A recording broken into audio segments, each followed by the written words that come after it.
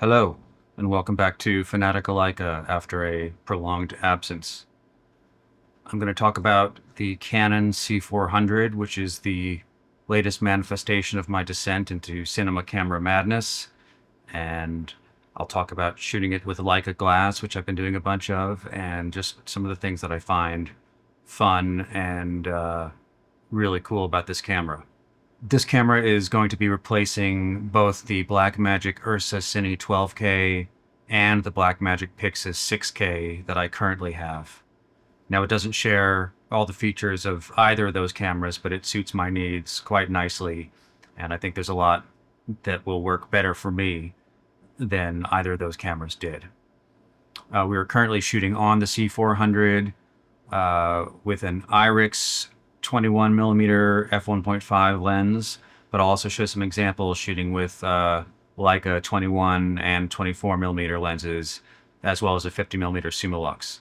So stick around for that, and just stick around if any of this sounds interesting to you, and if you want to hear the latest version of my camera disease.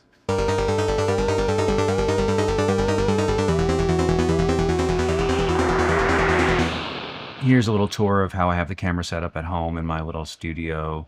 You can see it's mounted in a cage with the monitor on an arm off to one side. We have a V-mount battery plate that also has some USB power delivery that can go to an external monitor and also power the follow focus as well. It's really great to be able to run the whole thing off of one battery. And I have some audio cables, going straight in and connected up to this Sennheiser MKE600, just on one of these rosette arms from, I don't know if that's a small rig or a Tilta one, I can't remember. But yeah, the whole thing is pretty compact for all that it does, and there's a matte box on the front as well, and I think we're gonna look at the bottom as well. There's a mid 49 base plate that connects to an RE dovetail, and it also supports the PL adapter, which is means you can hang a heavy lens off the front and not worry about snapping the lens mount or anything like that. But it's all pretty compact for all the features that it has, and fits in one case pretty well. So I first got interested in this camera after working on a music video, which I think I can show a bit of, shooting on the Pixis and the Ursa Cine 12K. They're both great cameras, but when I had them rigged out the way I needed them, they were both really heavy, and I found taking them on location, especially some places where I had to hike to, it was just, they were too cumbersome, and I was exhausted by the time we were getting ready to shoot, and then having to hold it, for many shots and hike between locations. It was just not really working for me. So I did some shooting on the Lumix S1 II with my Leica lenses, adapted to that.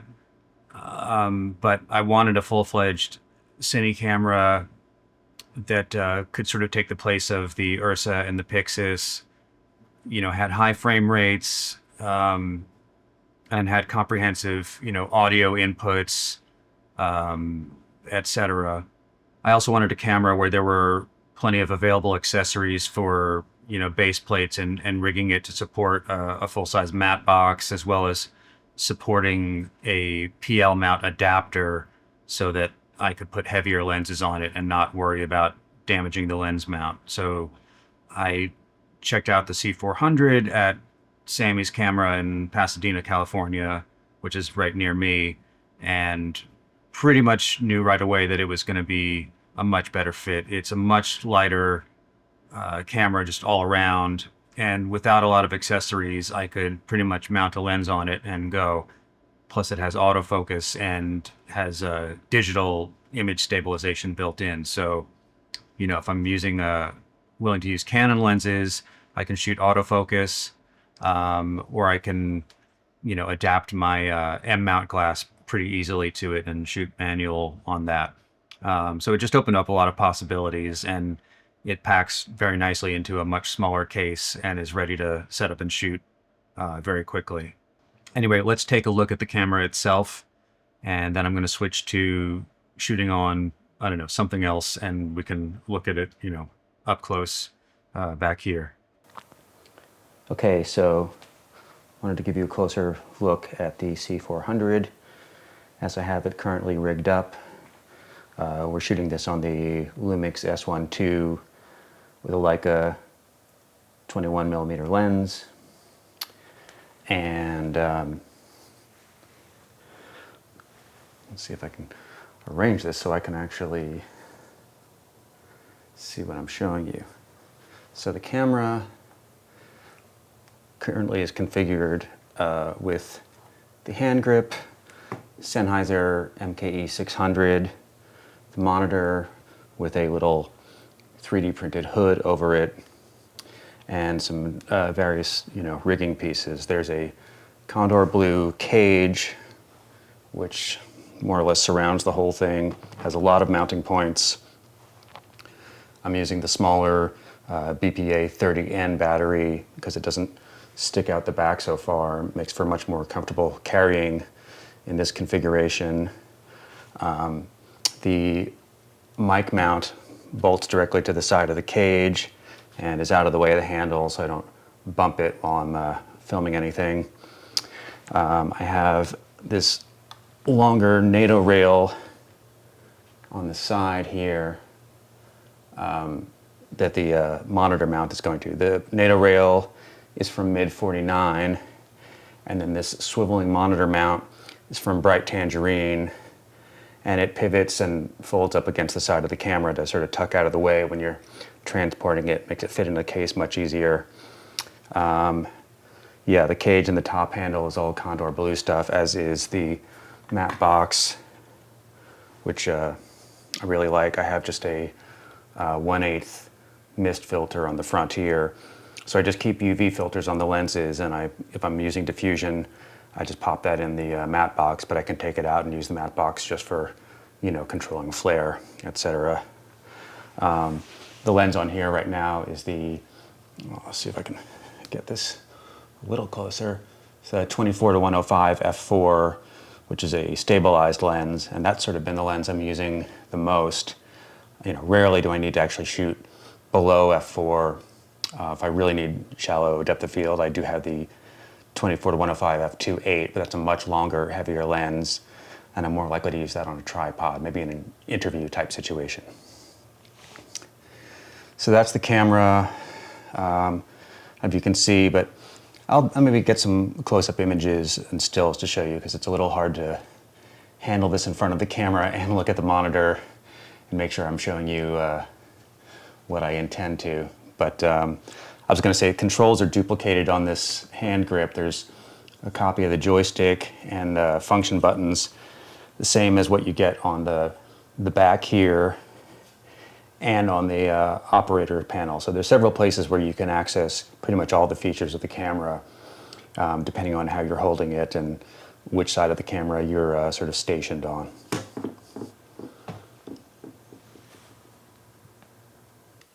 Yeah, here's maybe a better view. I can sort of spin the camera around for you on the tripod, and you can see it's currently mounted on this Condor blue base plate, and they're sort of RE compatible dovetail, for balancing on the tripod. And the tripod is also a recent acquisition, which is incredible. It's the Sockler Flowtech 75, which is super light, folds down really small, really quick to set up with all the adjustments made from the top of each of the legs. And I absolutely love it, and swear I will never buy another tripod again. But yeah, I thought that this would be just a slightly more evenly illuminated shot to get a sense of, how compact this thing is, even when set up on a tripod. And I do have a V-mount battery plate that can go in the back if we need to run for, a couple of hours straight. But I actually get a lot of run time out of the BPA N batteries as is. So with one of those and then the V-mount, you can kind of go pretty much all day. So here's some footage I shot on a recent trip to the Torrey Pines State Preserve near San Diego, testing out the 120 FPS mode on the C400 just to see what that looks like. And so far I'm really impressed with how clean the footage is, and how gentle the highlights are and how much detail it holds in the shadow. This is all shot at 800 ISO, except for one shot towards the end where it was getting dark.